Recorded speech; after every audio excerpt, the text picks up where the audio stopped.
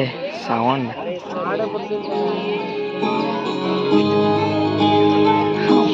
ಅಮ್ಮ ಹೇಳಮ್ಮ, ಜಾತಿ ಹೆಸರಲ್ಲಿ ನಮ್ಮನ್ನ ಬೇರೆ ಮಾಡಿರೋದು ಯಾರು?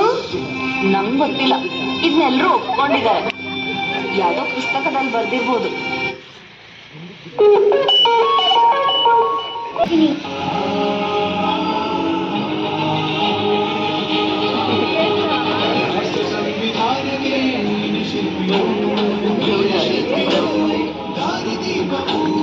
ನೀನೆ ಕಲಿಸಿಕೊಟ್ಟೆ ಸಮಾನತೆಯನ್ನು,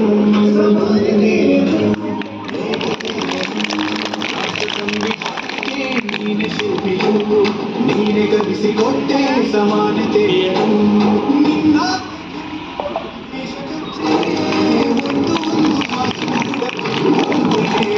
ನಾಯಕ ನೀನು ಭೀಮರ, ಮಹಾನಾಯಕ ನೀನು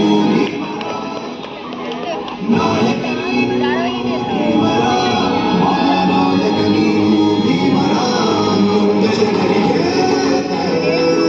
ನೀ ದೇವರ ಜಗ ಹೇಳಿದೆ ಜೈ ಭೀಮರ. ದುಡ್ಡು ಶಕ್ತಿ ಇದ್ರೆ ನ್ಯಾಯನೂ ಕೊಂಡ್ಕೋಬಹುದು.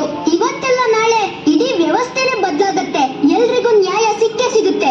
ಅವ್ರ ಹತ್ರ ದುಡ್ಡು ಇದ್ರೂ ಸರಿ, ಇಲ್ಲಾಂದ್ರೂ ಸರಿ. ಇನ್ಮೇಲೆ ಈ ಸಮಾಜದ ವ್ಯವಸ್ಥೆನ ಬದಲಾಯಿಸೋದೆ ನನ್ ಜೀವನದ ಗುರಿ ಆಗಿರುತ್ತೆ. ಎಲ್ರಿಗೂ ಸಮಾನವಾಗಿ ಬದುಕೋ ಹಕ್ಕು ಕೊಡಿಸ್ತೀನಿ. ಅವ್ನ್ ಏನ್ ಹೇಳ್ತಾನೆ ಗೊತ್ತಾ? ಈ ವ್ಯವಸ್ಥೆನ ಸುಧಾರಿಸ್ತೀನಿ ಅಂತಿದ್ದಾನೆ. ಅವ್ನ ಕೈಯಲ್ಲಿ ಆಗುತ್ತೋ ಇಲ್ವೋ, ಆದ್ರೆ ಧೈರ್ಯ ಅಂತೂ ತೋರಿಸ್ತಿದ್ದಾನಲ್ಲ. ಸಲ್ಯೂಟ್ ಮಾಡು ಮತ್ತೆ.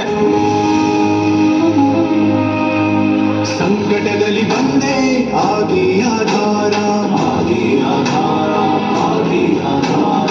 ನಿನ್ನಿಂದ ಅಸಮಾನತೆ ಈಗ ದೂರ, ಮರೆಗೋಯ್ತು ಭಾರ, ಮರೆಯಾಯ್ತು ದೂರ. ಸಂಕಟದಲ್ಲಿ ಬಂದೆ ಆಗಿ ಆಧಾರ, ನಿನ್ನಿಂದ ಅಸಮಾನತೆ ಈಗ ದೂರ. ನೀ ತೋರಿದ ದಾರಿ ದೇಶ ಸಾಗಿದೆ, ಸೂರು ನೀರು ಭೇದವೀಗ ದೂರವಾಗಿದೆ. ಮಕ್ಕಳೇ, ಪರೀಕ್ಷೆ ಫಾರ್ಮ್ನ ಸಮಯ ತಗೊಂಡು ನಿಧಾನವಾಗಿ ತುಂಬಿಸ್ಬೇಕು.